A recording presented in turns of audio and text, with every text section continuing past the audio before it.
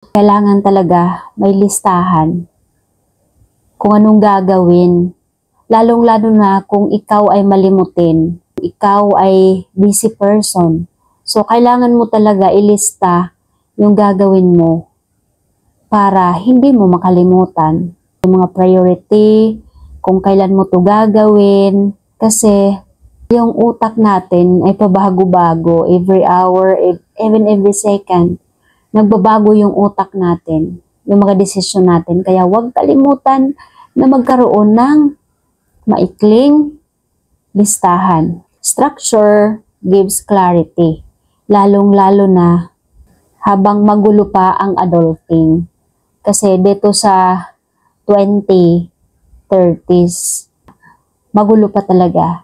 Yung hindi pa alam kung ano yung priority, hindi pa alam kung ano yung tatahakin na landas, kaya kailangan ng listahan. So,